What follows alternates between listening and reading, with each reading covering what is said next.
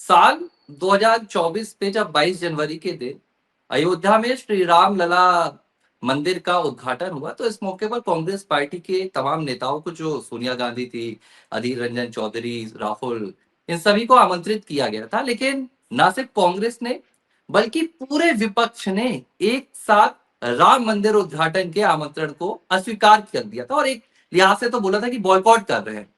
क्यों कर रहे हैं, इसके पीछे की वजह बताई गई थी कि भाई ये पार्टी का कार्यक्रम है, ये कोई धार्मिक परंपरा से जुड़ा हुआ कार्यक्रम नहीं है। चलिए एक मिनट के लिए मान भी लेते हैं कि तब जो विपक्ष ने किया, क्योंकि वहां प्रधानमंत्री नरेंद्र मोदी मौजूद थे, वहां योगी आदित्यनाथ मौजूद थे, तो आप मान लीजिए कि वो पार्टी के लोग थे।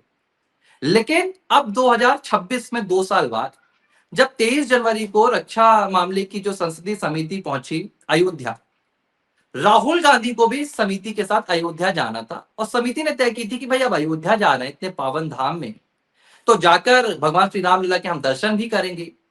लेकिन कहा जा रहा है कि राहुल गांधी को इस पूरे दर्शन करने के मामले से आपत्ति थी और वो राम मंदिर नहीं जाना चाहते थे। अब अयोध्या जाते और राम मंदिर नहीं जाते तो इसमें भी मुसीबत होती। राहुल गांधी ने क्या किया, अयोध्या जाने का दौरा ही कैंसिल कर दिया। अब अनुपमा एक बात बताइए आप मुझे, जी। राम मंदिर से राहुल को तकलीफ है, अयोध्या से राहुल को तकलीफ है, या राहुल को सीधे तौर पर हिंदू सनातनी परंपराओं से तकलीफ है? अब आपको क्या लग रहा है? मुझे लगता है कि तकलीफ राहुल को सिर्फ इस बात से है कि कहीं उनके जो मुस्लिम वोट बैंक है, कट्टर मुस्लिम वोट बैंक, उन्हें ये बात ना चुभ जाए। क्योंकि देखा जाता है हमेशा से कांग्रेस जो है वो राजनीति में हमेशा से मुस्लिम वोट बैंक को आकर्षित करने का हर एक प्रपंच करती है कि कैसे ना कैसे करके, और इस बात से वो बिल्कुल नहीं कतराती कि जो सनातनी है, जो हिंदू धर्म के लोग हैं, उनकी भावनाएं आहत हो, कोई फर्क नहीं पड़ता। चाहे भगवान श्री राम का अपमान करके उन्हें ग्राम क्यों ना कहा जाए, तब भी राहुल को कोई फर्क नहीं पड़ता। और इसी बीच में हम समझ सकते हैं कि कहीं ना कहीं राहुल गांधी वो मौका बिल्कुल नहीं छोड़ते जहां पर उनके जो कट्टर मुस्लिम वोट बैंक है उसे हासिल करे या उन्हें खुश करने का मौका नहीं छोड़ते, चाहे वो तमाम जो हिंदू धर्म के लोग हैं उन्हें आहत करे। अब पहली बात कि ये जो रक्षा मामलों की संसदीय समिति थी, इसकी 23 जनवरी यानी कि कल एक बड़ी बैठक होने वाली थी।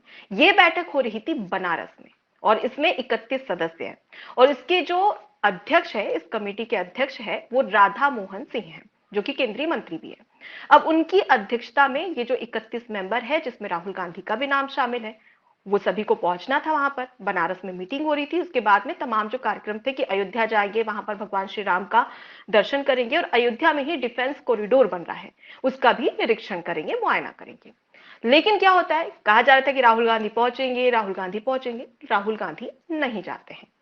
अब साफ तौर पर हम जानते हैं कि भगवान श्री राम की जन्मस्थली, जहां पर प्रभु श्री राम विराजमान हो चुके हैं, अब यहां पर एक बड़ा विवाद ये भी है कि बाबरी मस्जिद का। अब ऐसे में राहुल गांधी चले जाते अयोध्या में और दर्शन करने नहीं जाते, तो हिंदू सनातनी पूछते कि भाई इतना बड़ा अपमान कि आप अयोध्या पहुंच रहे, खुद को दत्तात्रेय गोत्र का बता रहे, जनेऊधारी ब्राह्मण बता रहे, लेकिन आप अयोध्या नहीं पहुंचे, अयोध्या पहुंच रहे लेकिन राम मंदिर के दर्शन करने नहीं पहुंच रहे। जबकि आपके जो 30 मेंबर है इस कमेटी के, वो सभी जा रहे हैं, लेकिन अकेले राहुल गांधी जा रहे, तो राहुल गांधी पर ये भारी पड़ सकता था। अब इसके बाद में राहुल गांधी ने सोचा कि अरे भाई प्रोग्राम ही स्किप कर दो, बोल दो, कोई भी बहाना बना दो, जैसा भी होगा देखा जाएगा, क्योंकि जो मेरा मुस्लिम वोट बैंक है वो तो सुरक्षित रहना चाहिए, उससे कुछ भी नहीं होना चाहिए। अच्छा, और एक चीज यही यहाँ यहां पर, पर राहुल गांधी करते नजर आ रहे हैं। एक चीज और मैं आपसे जानना चाहूंगा। आप इस पूरे मामले को कवर कर रही हैं समिति के, जी। 80-20 की एक पूरी कहानी चलती है, 80-20 का समीकरण चलता है। देश में जो 80% वोट बैंक है वो हिंदुओं के हैं, बीस हम्म। फीसदी जो वोट बैंक है वो मुस्लिमों का है। हम्म। राहुल को यह बात पता है कि जो मुस्लिम हम्म। वोट बैंक है वो तो बीजेपी को वोट देने नहीं वाला है, हम्म। वो अगर वोट देगा तो वो कांग्रेस को ही देगा। हम्म। अब लेकिन अयोध्या में श्री राम मंदिर ना जाकर राहुल मुस्लिम को, तो चलो जो कट्टर मुस्लिम है, जो नहीं चाहते कि भाई वहां पर, जो आज भी मानते हैं कि बाबर की जन्मभूमि है, बाबर की मस्जिद थी, बाबरी थी, जो भी आप कह लीजिए, वो तो खुश हो हम्म। जाएंगे। तो ये राहुल की नादानी है कि वो 80% वोट बैंक को नाखुश कर रहे हैं 20-20% वोट बैंक को बचाने के लिए। वाकई में हम्म। ये राहुल गांधी की राजनीति है, या ये राहुल गांधी राजनीति से परे जा रहे हैं कि भाई राजनीतिक नुकसान मुझे कितना भी हो जाए, अस्सी हम्म। फीसदी वोट बैंक मुझसे कितना भी दूर चले जाए, मैं झेल लूंगा, लेकिन मैं इस 20% के साथ किसी तरह का कॉम्प्रोमाइज नहीं कर सकता। ये राहुल हम्म। गांधी क्यों कर रहे हैं, या उन्हें कोई देखिए, बता नहीं रहा है? जी बिल्कुल।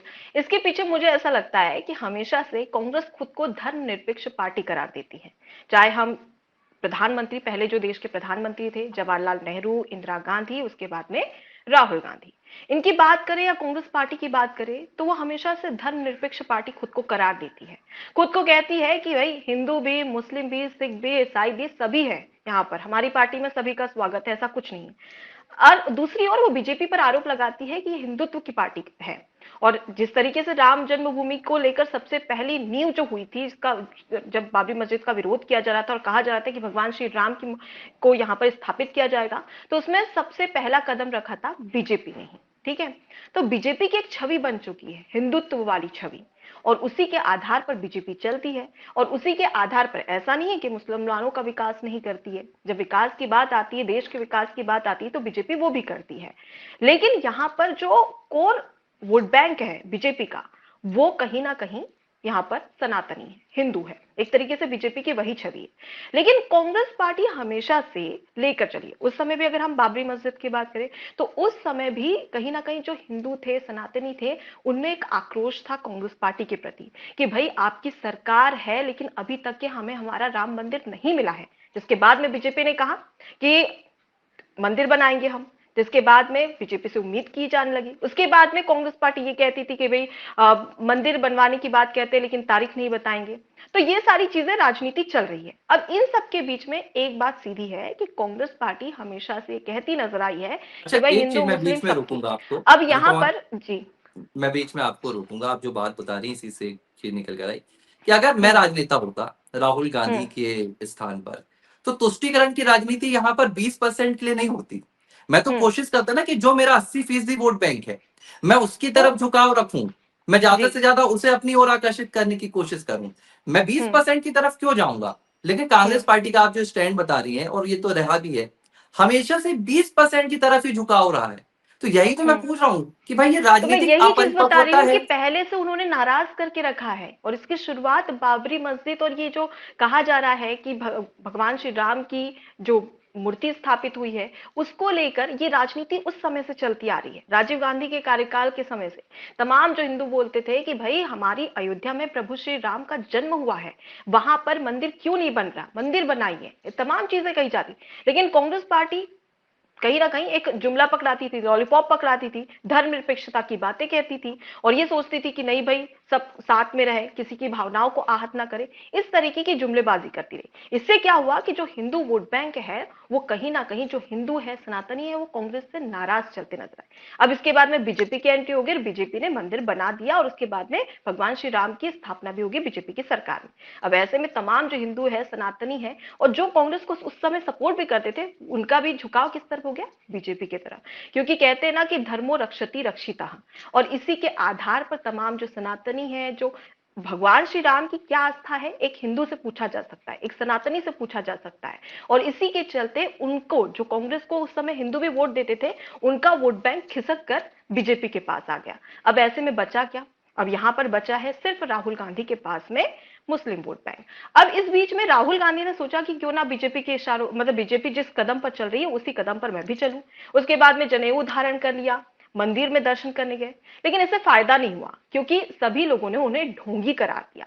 अब ऐसे में कांग्रेस को लगा, राहुल गांधी को लगा कि नहीं भाई अब काम नहीं आने वाला, इसलिए जरूरी है कि अब सीधे जो अपना मुस्लिम वोट बैंक है, जो कट्टर मुस्लिम वोट बैंक है, उसी की ओर चला जाए, क्योंकि ऐसे में उसे हानि हो सकती है। और इसी के तहत बीजेपी की जो तमाम रणनीति थी वो यहां पर कामगर हो गई। लेकिन वहीं अगर हम राहुल गांधी की बात करें, तो उस पर यहां राहुल गांधी और कांग्रेस पार्टी की बात करें, तो उन पर सबसे बड़ा सियासी संकट आ गया है।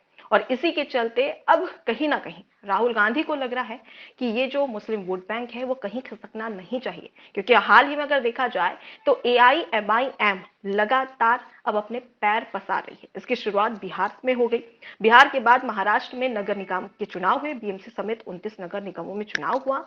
वहां पर भी AIMIM ने 125 से ज्यादा सीटें जीती है। इसे समझा जा सकता है कि आने वाले समय में राहुल के लिए अब खतरा नजर आएगा। और यही वजह है कि राहुल गांधी ये जो कट्टर मुस्लिम वोट बैंक है उसे खिसकने नहीं देना चाहते हैं। एबीसी हिंदी न्यूज, आज ही जुड़िए हर खबर के साथ